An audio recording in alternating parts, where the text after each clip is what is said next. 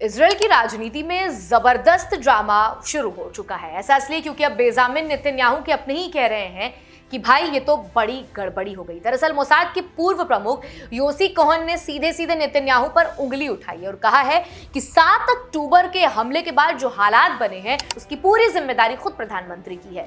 अब तो लग रहा है कि नेतन्याहू के ऊपर तो अपने ही लोग नाराज हो गए हैं और इसकी नजरों में कोई छुपा रुस्तम नहीं बचा है। नेतन्याहू की कुर्सी जो है वो लंबे वक्त से चर्चा का विषय बनी हुई है, या फिर ये सियासी खेल है, ये तो दिलचस्प बात है, ये तो आने वाला वक्त बताएगा।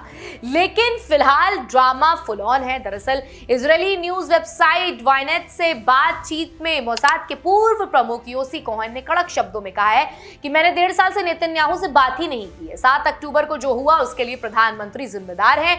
उन्हें समय रहते जिम्मेदारी उठाकर चुनाव की तारीख तय करनी चाहिए थी। जिम्मेदारी संकट के बाद नहीं बल्कि कार्यकाल की शुरुआत में ली जाती है। 7 अक्टूबर के उस हादसे और उसके बाद जो कुछ भी हो रहा है उसकी पूरी जिम्मेदारी प्रधानमंत्री और सरकार के बाकी वरिष्ठ अधिकारियों की है। कोहेन ने कहा है कि उन्होंने नेतन्याहू को गजा से 10 लाख फलस्तीनियों को स्थायी रूप से सिनाई प्रायद्वीप में स्थानांतरित करने के योजना का प्रस्ताव दिया था। इस योजना को मंजूरी मिल गई, लेकिन जब कोहेन ने कतर और मिस्र से संपर्क किया तो मोसाद और प्रधानमंत्री कार्यालय ने सार्वजनिक रूप से इस मिशन को खुद अलग कर दिया।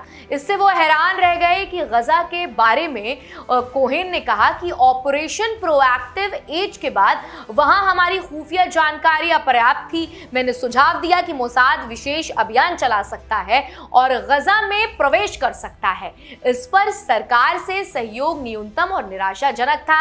इजराइल की नेतन्याहू सरकार का तरीका टालने का था और इससे लोगों की जान गई। योसी कोहन ने मोसाद में अपनी महत्वपूर्ण उपलब्धियों का जिक्र करते हुए बताया कि उनकी सबसे बड़ी सफलता ईरान के परमाणु अभिलेखों को हासिल करना रही, जिसके इजराइल के राष्ट्र सुरक्षा को एक नई दिशा मिली। इसके अलावा हिजबुल्लाह के खिलाफ अभियानों के इस्तेमाल होने वाले विस्फोटक बीपर्स अवधारण आविष्कार भी उन्होंने ही किए थे।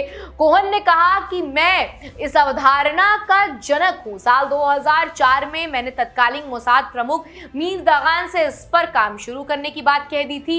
इस तकनीक के जरिए दुश्मन के विस्फोटों को नियंत्रित या निष्क्रिय करना जो है वो संभव हो गया, जिससे कई हमलों को रोका जा सका और सैनिक और बाकी आम नागरिकों की जो है वो जान बचाई गई। बीपर्स के इस्तेमाल से इजराइल सुरक्षा बलों को आतंकवादी समूहों की चालाकियों का पता लगाने और उन्हें नाकाम बनाने में बेहद मदद मिली।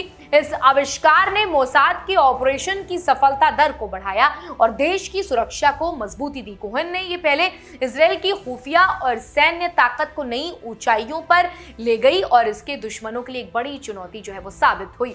योसी कोहन जैसे प्रभावशाली और सम्मानित खुफिया अधिकारी द्वारा बेंजामिन नेतन्याहू पर सीधा गंभीर आरोप लगाना उनकी छवि पर गहरा असर डालेगा। कोहेन की ये बात न केवल नेतन्याहू की नेतृत्व क्षमता और जिम्मेदारी पर सवाल खड़े करती है, बल्कि उनके प्रति जनता और राजनीतिक दलों के बीच जो है वो विश्वास भी कमजोर कर सकती है। जब एक ऐसे शख्स जिसने देश की सुरक्षा के लिए अहम योगदान दिया हो तो खुलकर प्रधानमंत्रियों की नीतियों और फैसले पर आपत्ति जताए तो ये राजनीतिक दबाव और आलोचनाओं को और बढ़ा सकता है। नेतन्याहू की साख को ठेस पहुंचेगी, खासकर तब जब संकट की स्थिति से वो गुजर रहे हो। इसके चलते ही उनके विरोधी दल इस मौके को भुनाने की कोशिश करेंगे, जबकि समर्थक जो है वो सवालों के घेरे में फंसे दिखेंगे। कुल मिलाकर कोहेन की आलोचना नेतन्याहू की राजनीति स्थिरता और नेतृत्व की मजबूती पर नकारात्मक प्रभाव डाल सकती है और उनकी छवि को कमजोर करने वाला एक बड़ा झटका साबित हो सकती है।